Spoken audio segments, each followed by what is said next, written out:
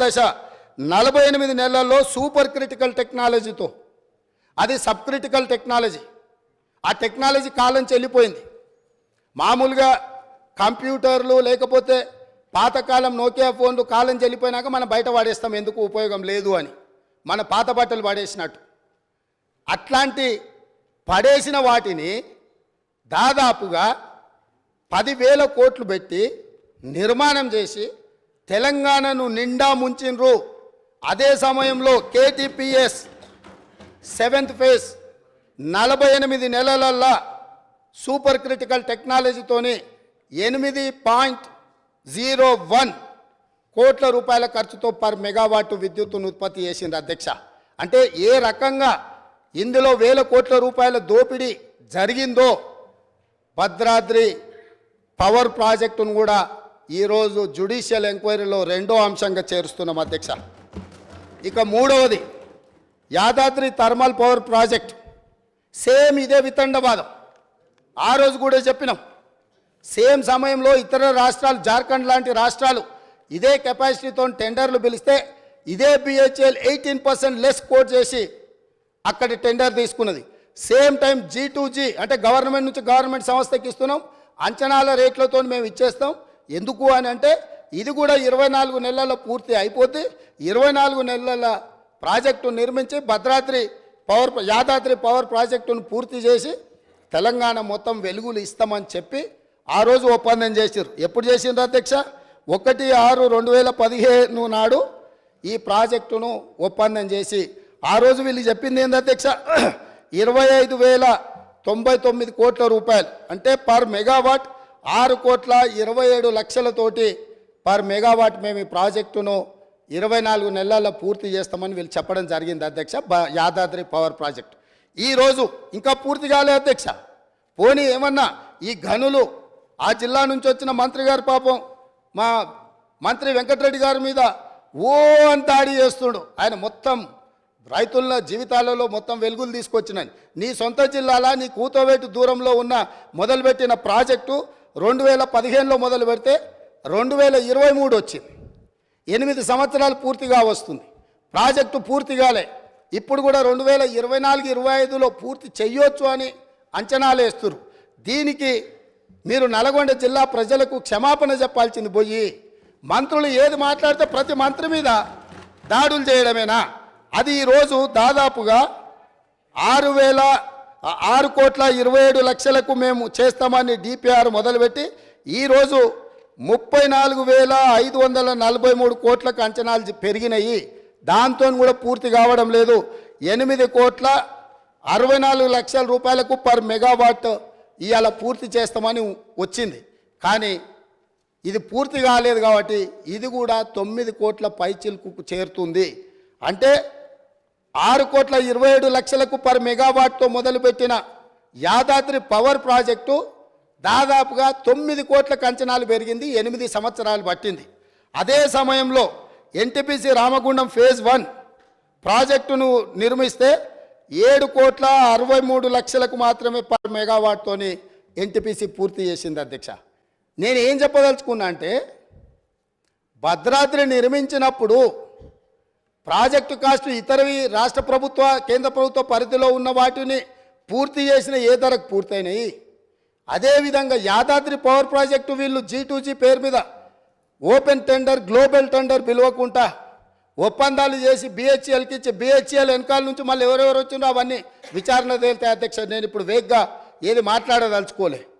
కాబట్టి Yadadri power project 4,000 మెగావాట్లతోని ఏదైతే నిర్మాణం చేపట్టి తెలంగాణ మొత్తం విద్యుత్తును అందిస్తామని గత ప్రభుత్వం చెప్పిందో ఈనాటికి కూడా పూర్తి కాలేదు. ఈ పూర్తి కాకపోవడానికి, ఈ అంచనాలు పెరగడానికి, అదే సమయంలో సూపర్ క్రిటికల్ టెక్నాలజీతోని అత్యంత అధునాతనమైన విధానాలతో ఏదైతే నిర్మాణం జరిగినాయో ఆ పక్కనే ఉదాహరణకు ఉన్నాయి. కాబట్టి ఈ 3 ప్రాజెక్టులు, 1 ఛత్తీస్గఢ్ ఒప్పందం, 2 భద్రాద్రి కొత్తగూడెంలో నిర్మించిన 1080 మెగావాట్ల నిర్మాణము ఒప్పందం, అదేవిధంగా 3వది యాదాద్రి థర్మల్ పవర్ ప్రాజెక్టుకు సంబంధించి BHELతో చేసుకున్న ఒప్పందాల నుంచి ఈనాటికి జరిగిన పరిణామాల మీద వారు కోరుకుంటున్నారు కాబట్టి పారదర్శకంగా ఉండాలని వారు ముందుకు వచ్చినందుకు అభినందిస్తూ మా వైపు నుంచి కూడా మేము పారదర్శకంగా ఉన్నాం. తమరి అనుమతితోని జ్యుడిషియల్ ఎంక్వైరీకి ఈ 3 ప్రాజెక్టుల్లో మేము రెఫర్ చేస్తున్నాము. దీనికి కావలసిన మిగతా కార్యాచరణ మా శాఖ మంత్రి గారు, ఉప ముఖ్యమంత్రి గారు దీన్ని నెక్స్ట్ ప్రొసీడింగ్స్ ఏమి ఇవ్వాలి, ఏ రకంగా ముందుకెళ్లాలనో దీని మీద దృష్టి పెడతామని తెలియజేస్తున్నా అధ్యక్ష.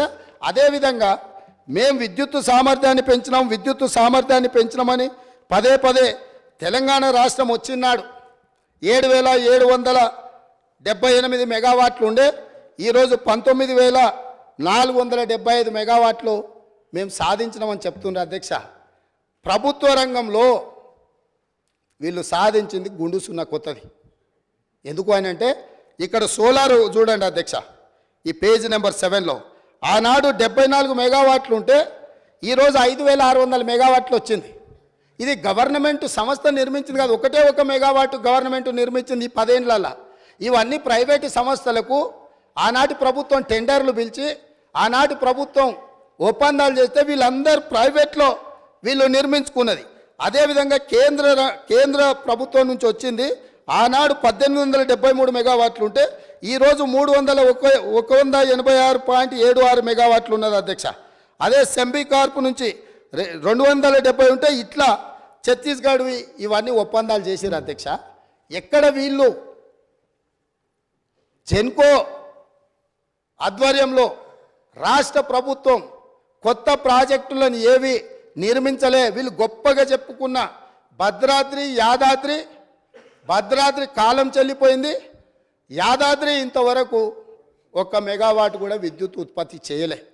35,000 కోట్ల రూపాయలు ఖర్చు పెట్టి సింగిల్ మెగావాట్ విద్యుత్ కూడా ఉత్పత్తి చేయకుండా 10 సంవత్సరాల తర్వాత మళ్ళీ సభలో నిలబడి మంత్రులందరి మీద దాడి చేసి దబాయించి ఇంకా ఎంతకాలం గడుపుతారు అధ్యక్ష? ఎంతకాలం గడుపుతారు?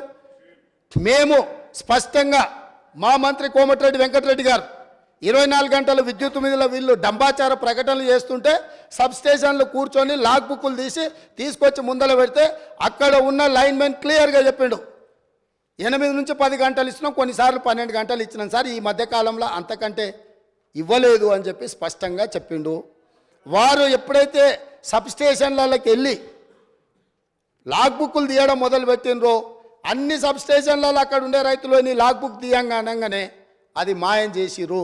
ఈరోజు నిజంగానే వారికి పట్టింపు ఉంటే ఒక అఖిల పక్షాన్ని నేద్దాం, సబ్స్టేషన్ల వారిగా లాగ్ బుక్లు గతంలోనే మాయం చేసినా ఎక్కడున్నో బయటికి తీద్దాం.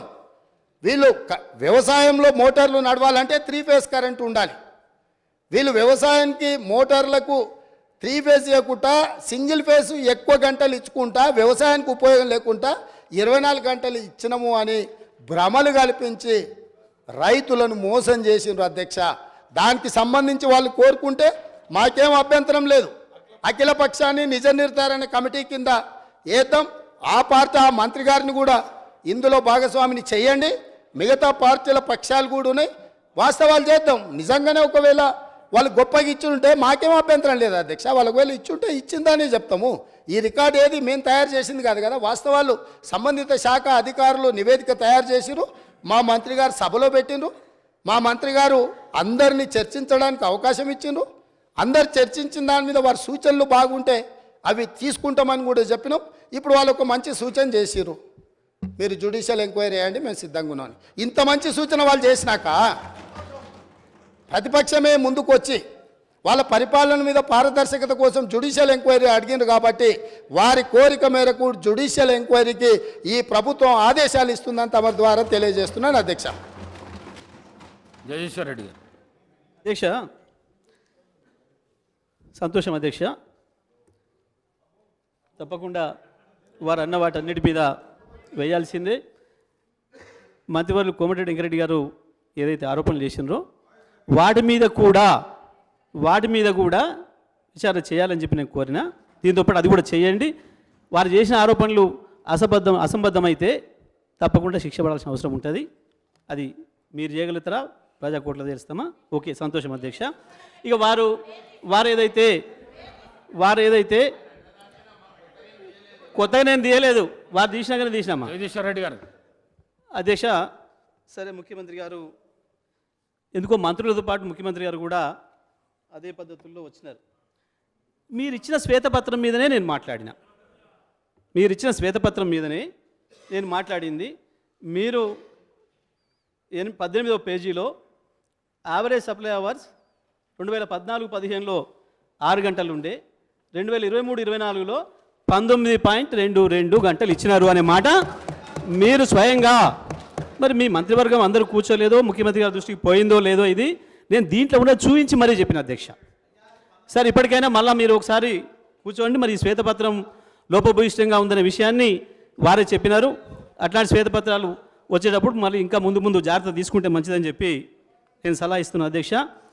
ఇక ఏదైతే ముఖ్యమంత్రి గారు ప్రస్తావించినరో కేటీపీపీలో 800 మెగావాట్లు 48 నెలల్లో పూర్తి చేసిరని చెప్పి క్రెడిట్ ఇచ్చిండ్రో 100% అది మేమే అధ్యక్ష. అది పూర్తి చేసింది కూడా మేమే ప్రారంభం చేసినాం.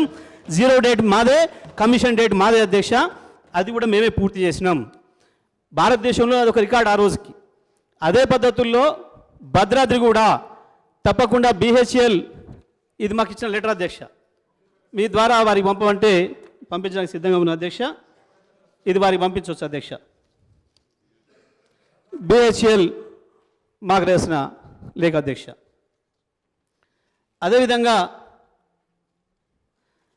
ఆ రోజు మేము అది తీసుకోవడానికి ముందు కమిటీ వేసినాం అధ్యక్ష, టెక్నికల్ కమిటీ వేసి టెక్నికల్ కమిటీ నుంచి ఫీజిబిలిటీ రిపోర్ట్ వచ్చిన తర్వాతనే దాంట్లో మేము ముందు పోయినాం అధ్యక్ష. అది వారి దగ్గర ఉంది, ప్రభుత్వం వారి దగ్గర ఉంది, అధికారులు వారి దగ్గర ఉన్నారు, అది తెప్పించుకోవచ్చు అధ్యక్ష. దాని తర్వాత మినిస్ట్రీ ఆఫ్ పవర్ని కూడా మేము పర్మిషన్ అడిగినాం అధ్యక్ష.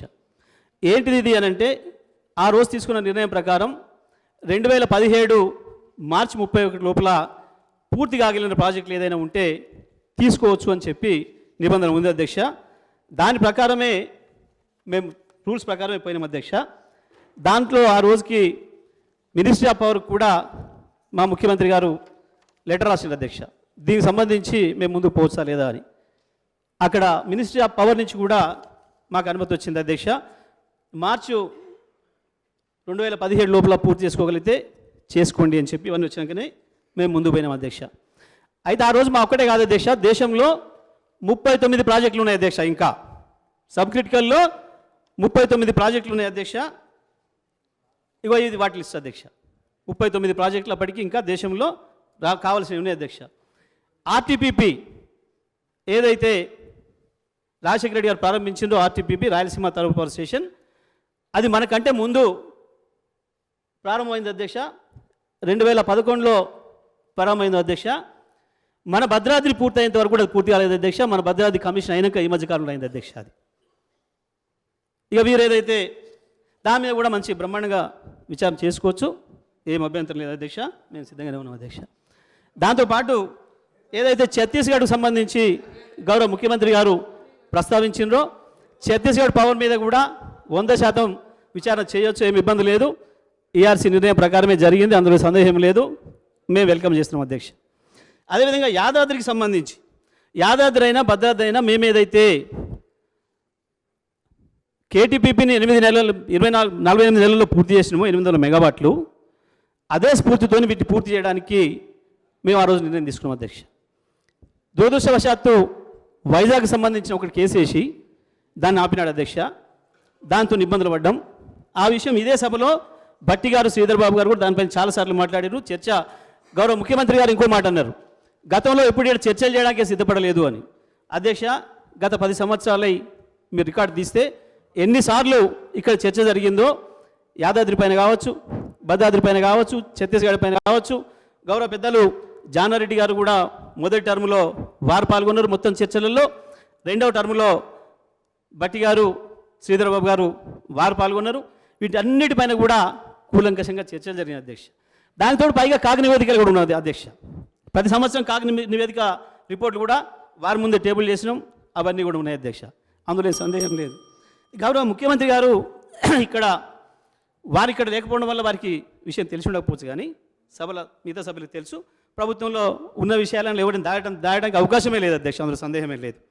మేము దానికి సిద్ధంగానే ఉన్నాం. కానీ అధ్యక్ష, ఇక్కడ వారు విద్యుత్కు సంబంధించి మళ్ళీ పదే పొరపాట్లు మాట్లాడుతూ ఉన్నారు. ఎక్కడైనా ఒక్కరోజు గారు ముఖ్యమంత్రి గారు ఆ రోజు కూడా 2009లో 9 గంటల విద్యుత్ ఇస్తామని చెప్పి మీరు అధికారంలోకి వచ్చిండ్రు. ఎక్కడ కూడా విద్యుత్ అందుబాటులో రావడం లేదని ఇదే సభలో మాట్లాడిన రికార్డు కూడా ఉన్నాయి అధ్యక్ష. ముఖ్యమంత్రి గారు ఆ రోజు వేరే పార్టీ తరఫున మాట్లాడిన రికార్డు కూడా ఇక్కడే ఉన్నాయి అధ్యక్ష.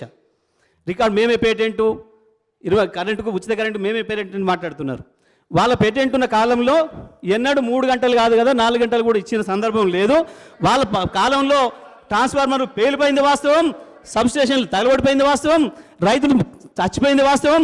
వారి జిల్లాలోనే అధ్యక్ష 14 లక్షల మంది వలసలు పోయింది. వారున్న పాత పార్టీ ఇప్పుడున్న కొత్త పార్టీ ఈ 2 పార్టీలే బాధ్యతలు ఉన్న అధ్యక్ష, అందులో సందేహం లేదు అధ్యక్ష. ఇవాళ ఏమైనా మాట్లాడవచ్చు కానీ ఆ 2 పార్టీలే అన్నాడు. నేను స్పష్టంగా చెప్పిన వీరి అధికారంలో ఉన్న ఉప ముఖ్యమంత్రి గారి పార్టీ అధికారంలో ఉన్నాడు, ముఖ్యమంత్రి గారి పార్టీ అధికారంలో ఉన్నాడు, ఉప ముఖ్యమంత్రి గారి పార్టీ వారి పాత పార్టీ. ఇదే సభలో ఎన్నిసార్లు ప్రదర్శనలు చేసుకున్నారు అధ్యక్ష, ఎన్నిసార్లు కుండల ప్రదర్శనలు చేశారు అధ్యక్ష. మొత్తం మేమే ఇచ్చిపోయినాం, మేము ఆ రోజు మంచినీళ్ళు మొత్తం మేమే ఇచ్చినాం, విద్యుత్ మేమే ఇచ్చినాం, అన్ని మేమే ఇచ్చినాం. మీరే ఇచ్చుంటే మీరే ఎందుకు ఈ సభలలో మాట్లాడి ఉంటారు? మీరు ఎందుకు ఈ సభలలోకి కంకులు తీసుకొచ్చి ఉంటారు? మీరు ఎందుకు ధర్నాలు చేసి ఉంటారు? ఇవాళ ఫలితాలు ఏం చేసిండ్రు? ఇవాళ రైతులు గత 9 సంవత్సరాల కాలంలో ఒక్కరోజు ఎక్కడైనా ఒక రోడ్డు మీకు వచ్చిన సందర్భం ఉన్నదా? ఈ రాష్ట్రంలో రైతాంగాన్ని సంతృప్తిగా ఉంచిన మా ముఖ్యమంత్రి కేసీఆర్ గారు తప్ప ఏ ఒక్కరోజు కూడా గత 30 సంవత్సరాల కాలంలో ఒక్కరోజు కూడా ఈ రాష్ట్ర రైతాంగం ఎన్నడూ కూడా నిమ్మలంగా లేదు. ఇవాళ రాష్ట్రంలో రైతులు నిమ్మలంగా ఉన్నారని వీళ్ళు ఏడుపు తప్ప, వీళ్ళు పెట్టుబడిదారుల వైపు తప్ప రైతుల వైపు ఎప్పుడు లేదు అధ్యక్ష. వీళ్ళన్నీ కూడా ఇదే వీళ్ళ పని పెట్టుబడిదారులను కాపాడడం, రైతాంగానికి 24 గంటలు ఇస్తున్నందుకు వీళ్ళకి ఏడుపుంది తప్ప ఇంకోటి లేదు అధ్యక్ష. ఎందుకంటే 3 గంటలు చాలు రైతాంగానికి అన్న వాళ్లకు ఎట్లా చేస్తారు అధ్యక్ష రైతుల బాధలు?